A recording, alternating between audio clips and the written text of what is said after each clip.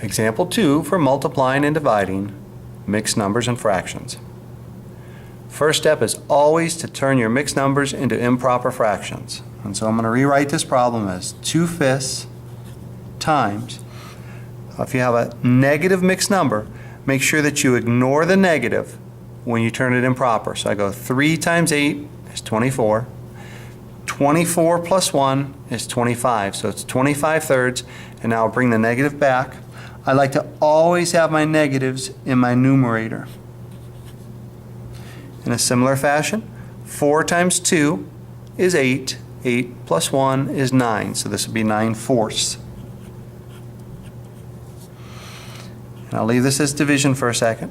3 times 3 is 9. 9 plus 1 is 10. So this would be 10/3. I noticed that because it's just straight multiplication and division, I had one negative. I put this little sign here, just reminding me that my final answer should be negative in case I make any sign mistakes.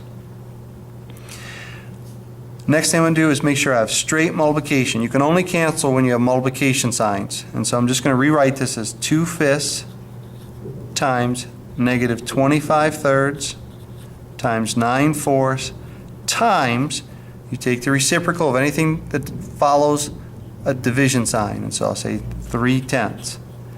Now that I have nothing but multiplication, I can cancel or reduce any value on the top with any value on the bottom. And so as I look at this, first thing I see is matching values, my 3's. And so I'm going to cancel this 3 with that 3. In effect, they go to 1. I also see an opportunity to reduce this 2 and this 4. So I'm going to make my 2 a 1, my 4 a 2. The 5 and 25 can become 1 and negative 5.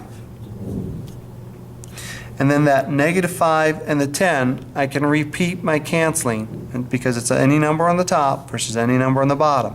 And so that negative 5 can become negative 1, and the 10 can become a 2. Now as I clean this all up, I see that I have 1 times negative 1 times 9 times 1. That would produce negative 9 as a numerator. And for the bottom, 1 times 1 times 2 times 2 would produce 4 for a denominator. This is not an appropriate answer. I expect all these values to be turned back into mixed numbers when appropriate.